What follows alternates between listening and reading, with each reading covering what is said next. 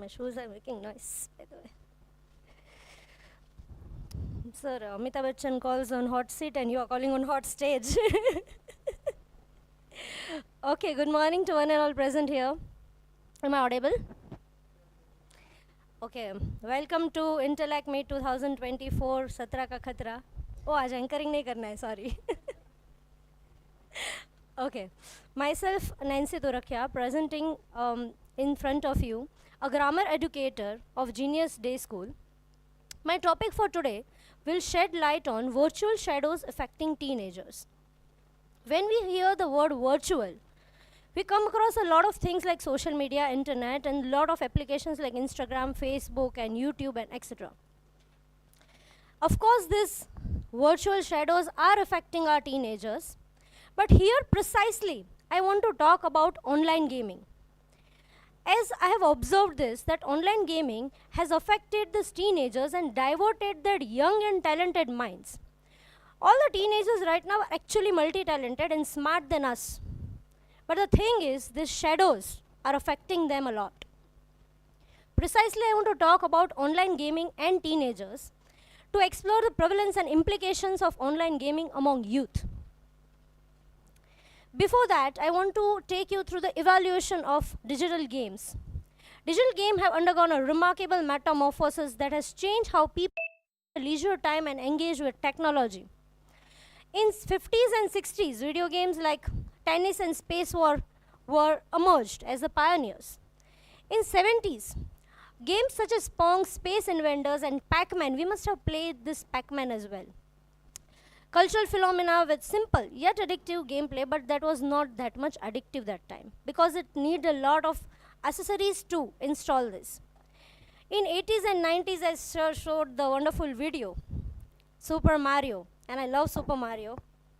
So, in 80s and 90s, Super Mario, The Legend of Zelda, and Tetris changed the industry. 2000, Grand Theft Auto 3 Hello. These games came into existence, and after that, because of Android and smartphones, these Android games and the market increased immensely. But let me tell you, during coronavirus, we all have faced this pandemic, right? During coronavirus, the usage of internet increased immensely because of several reasons, like connecting to your relatives, because of stress and anxiety.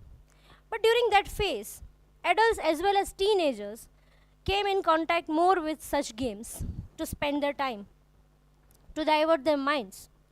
And that is where the usage of online gaming increased. It was there, of course, but it increased, and the addiction also increased. Here you can see the ratio that I have taken from online. This statistical data, okay, nearly about 2022-23, and it is increasing again. You can see India. The growth in average annual spend by mobile gamers in India is increasing day by day and highest in India. Again, alarming bell. They say there are advantages of this, like cognitive skill, social interaction, problem solving, and they have abilities and strategic thinking. I was going through some news channels of America also, like US we can say. They also were saying that these online gamers have problem solving abilities with them. Social interaction. Games serve as a platform for socializing, fostering teamwork and community engagement among teenagers. Emotional, educational values as well. Like if they are playing educational games, of course they will get benefit. Stress relief. First of all, I don't understand what stress and anxiety and depression causes within teenagers. Sometimes when my students say I feel depressed, I say, do you know spelling? Of course, there are factors that may be affecting them. They may be worried. But depression is a huge, huge term to be prescribed as if teenagers are saying that. And of course, one more benefit is they are earning money by playing online games. But I have also found the disadvantages of it. The first and the most important is addiction. These teenagers are getting addictive to online gamings, and I have seen this being a day school teacher. Okay, Educator, I've seen in lunch area and breakfast area, they are playing with their hands, having nothing in their hand. Now imagine the situation of these teenagers. They are present in the lunch area, they are going to have their food, but their mind is in that online gaming, and they are playing in air, or with compass sometimes. Physical health, of course, prolonged gaming can result in poor posture, eye strain. Physical health, of course, if we also sit having phone in our hand for a long time, our eye also will strain and physical health will disturb. Mental health can lead to issues like anxiety, depression, and social withdrawal. Recently, when I was during Diwali vacation, I visited one of my cousin, and his son is also a teen, and I was sitting beside him and trying to talk about a lot of things.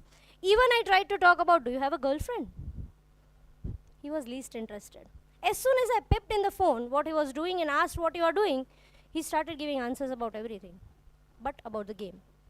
Only about the game. So I tried to find out the usage. The top 5 games by 2023, monthly active users. Let me highlight you active users. First is Roblox, second Candy Crush Saga, Subway Surfers, Free Fire, and Ludo King. Free Fire is one of them favorite because I have been hearing this daily. You can see all the data, and India ranks second in mobile gaming globally. Why can't India rank second in literacy ratio? So I tried to find out some case study. One 16-year-old boy in Lucknow brutally killed his mother. Why? Because she refused to let him play online game. And she continuously refused him that don't play online games. I'll not let you play games, video games. You have to study. You focus on your career. But he refused to do that and killed while she was sleeping. And then in the other room where she was sleeping, killed and shut the door, spraying room freshener in that room so that there is no smell or stench there. And he is having a 10-year-old sister. He threatened her not to tell about this to anyone. So this case is of Wockhardt Hospital and psychiatrist Sonal Anand. So she counseled the child and investigated what was going through, and one of the reason was his addiction to video games.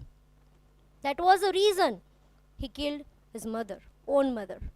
So we can again see the alarming sign. Second, he partied also with his friends. And when Sonal Anand counseled him, he had no remorse, no regret about what he has done. He brutally said that my mother refused to play me video games or games, online games, and so I killed her. So there was actually no regret of it. Again, an alarming sign. Case study 2. In another 16-year-old boy in Nagaur, Rajasthan, killed his cousin because he was unable to pay the debts. This app has the in-app purchases. They are forced to pay that. And again, their levels are so complicated that they are just curious, lalchi, greedy, that I want more. So again, because of that, he killed his cousin. And the ratio is increasing. Suicide cases. Blue Whale game, if you remember, has the highest amount of suicide cases. Pokemon. Because of Pokemon game, they used to run here and there, and they lost their life. This is the evidence that I have collected from Wockhardt Hospital. The American Psychologist Association defines the internet gaming disorder as a syndrome in which one experiences a loss of interest in everything, I can say. Not only these factors which I have mentioned here. In everything. They don't even want to talk to you. Even I am grade 7 class teacher right now. If I sit with those boys and what they are talking about